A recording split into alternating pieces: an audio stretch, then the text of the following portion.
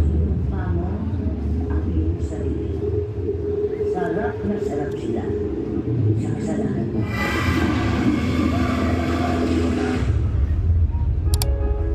Ate, iintayin kita ha. Sensya ka na, Gonzoya. Hindi ka namin nabigyan ng mas maginhawang buhay.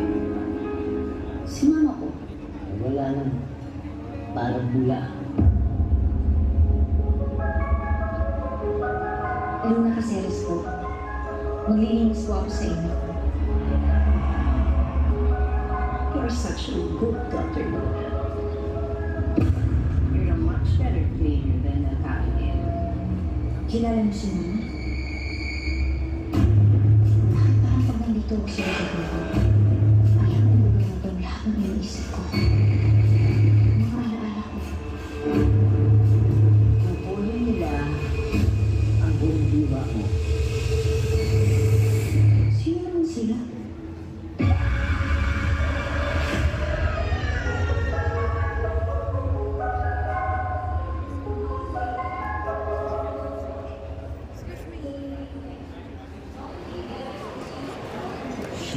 What a trailer! I don't know if you guys saw me, I nearly jumped off the stage just then. Talking about it, are we? Yeah, that's true. And who better to talk about it than a visionary and multi-awarded director who has been shaking the game in modern Philippine horror, blending horror, heart-pounding suspense into forgettable cinematic experiences. Known for his bold, genre-defying work such as Clarita, Valerian Untold, please welcome Direct Derek Cabrito. Welcome, Direk. Good afternoon, everyone.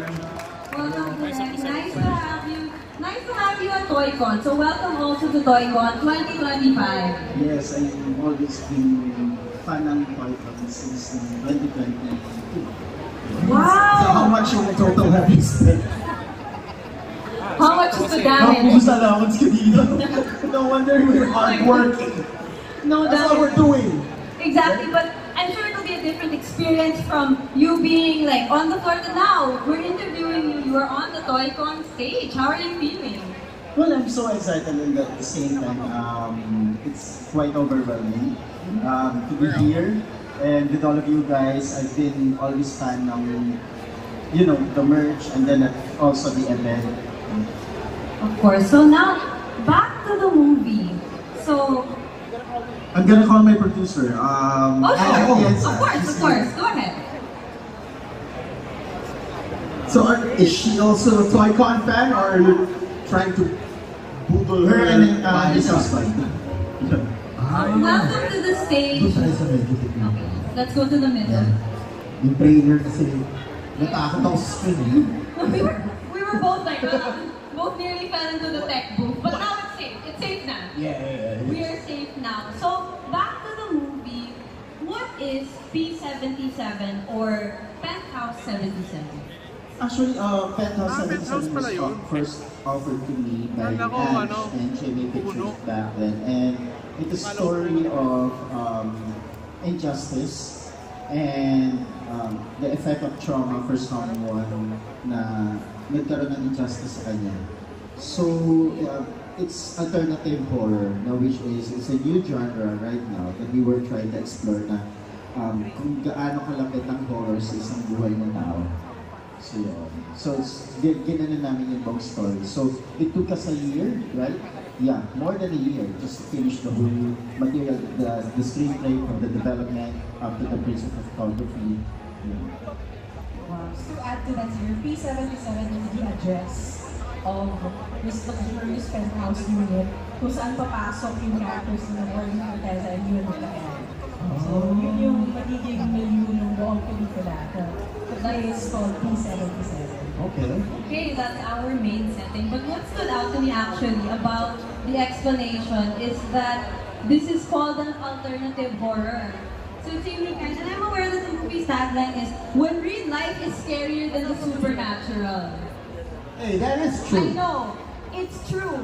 But, It is true. right, but to put it into a movie seems like an endeavor on its own. So without giving away too much of what will happen in the movie, how How is this done? How is real life scarier than the supernatural? The concept behind alternative narrative horror is that, kasi for example, for Filipinos and like Hollywood horror, we usually watch na ma-jump scare, supernatural based, di ba?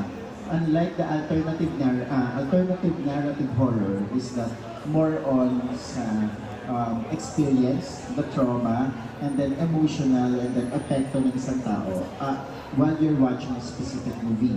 And then, how can you relate on that because ako to in a certain period of time. Yes, nangyari sa akin to. Yung nangyayari dito, oo nga, no, kapag imagine mo, nakakatakot siya kasi pinagdaanan mo. Kumbaga, the first time experience. Relatable Super for you. relatable. Like, I get scared when I see my bill. Exactly. Yeah? We get scared when we think about the expectations. Yes, Commitments. exactly. The commitments, the expectations, and then sometimes the pressure. Oh that we yes, have, the diba? pressure. And then at the same time, the trauma, di ba, nakasama mo. So, this kind of horror is more on, kapag pinanood mo siya, is that you could relate. It's not because of that, nagulat ka, natakot ka dahil may multong lumabas or something. It's more on your experience, who is already on the screen, and then you're seeing yourself on that particular character. When's the premiere? It's showing on July 30. So, Ooh. sana po abangan ninyo. For those looking for hanging defender, kind of a horror. So, abangan niyo po sa July. Okay, July 30. Noted. And ito yung ating character, si Barbie. Diba? So this is Miss Barbie Corteza, the main character. Mukhang takot na takot nga talaga siya dyan, no? Ano kaya yung nakita niya? Kayo! What? She saw all of us here. Yeah, hindi tayo, oh. Ayan. Or hear me out, RJ. You said bills. She looked at her bills. Yeah, that's what I look like whenever I see the mailman put something at the gate. And I see an orange logo. So tell us a little more about Barbie's character as well. That's me every payday. Barbie's character is named Luna.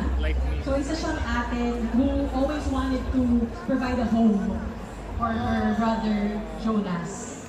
Cut to itong P77 na napakagandang lugar. So, bakit kaya hindi tayo tumingin doon for a while? Pero syempre, doon na magsisimula yung mga horrors na mararanasan nila. Dahil dun sa pangarap nila to be able to have a nice home like that. Yeah. Abangan nila kung bakit horror yun. Kasi Napapressure siya eh. Nape-pressure siya, the trauma, the expectations. Yun yung mahirap yung expectation. Yeah. I bet everyone can relate. Exactly, and I think something that's going to be apparent also in this movie is the injustices faced.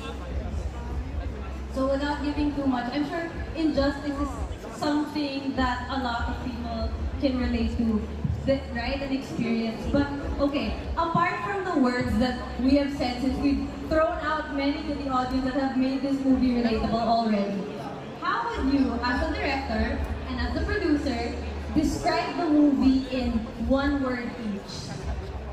Just one word to get the audience hooked. Tragic. Tragic. Oh. unexpected. Oh, unexpected. So those are very intriguing. Okay, wag na kayo mag-spoilers. Because I'm already interested. I'm gonna be there July 30. You guys should too. You guys should, and this is coming from you and RJ nearly fell off the stage. I'm Yeah. sure that a horror movie like this, I'm not a fan of it's horror movies, but I'll try this. Kasi alternative eh. exactly like we're a fan of good stories and good storytelling. And trailer pa lang, and all of the words that we heard on stage today, it looks like it's going to be something that's definitely going to make us think. And I am sure it will attract a crowd even wider than the horror genre fans. So we're looking forward to Medyo iba to dun sa pinapanood ko na Lilo on Stage. How to Train Your Dragon. the movies that we've been talking. Yes, it's a very different genre, but I'm sure it's something that will also widen our range as viewers. Maghahanap ako ng kadate. Ah! Ah. Kaya bombarkada. Ma-enjoy. Direct. Exactly. Kaso baka libre ko pa, no? Really? Pwede naman. Baka that will be your face when you... Oo nga. Magiging ganyan. Ang dami niyo. 77 people. Peace. That's what you should do. Get the cinema with 77 people. Ayan. So that when you get scared, you have somebody to cling on to immediately. Oh, that's true. That's true. Right. Okay. Alright. So dito sa P77, paano niyo napili? Kasi may audition yan. Bakit siya yung pinili niyo, si Barbie? Well, I've worked with Barbie before and for Sinmalaya and isa siya sa mga sobrang madaling katrabaho. Angelic face eh. Oh, Mas horror. Oo. Magaling umarte. It's not easy. Not at all, but you know, it really will be interesting to see her in a role like that because it's different from what we've been seeing her doing recently. Oh, action shot! Action shot in P7. Okay, you don't need to answer this if this will be a spoiler, but is there a significance to the number 77? Meron, pero part siya ng story. So Okay. hindi namin masasabi, but it was something that you guys should look for kung bakit 77 yun. Okay, guys, don't forget that this movie is coming out on July 30. So, who's going to see it? Woo! Thank you so much. Thank you so much. We're all looking forward to this. Alright, let's take a group picture. Ito may group picture tayo dito. In the crowd. It's a Toy-Con tradition.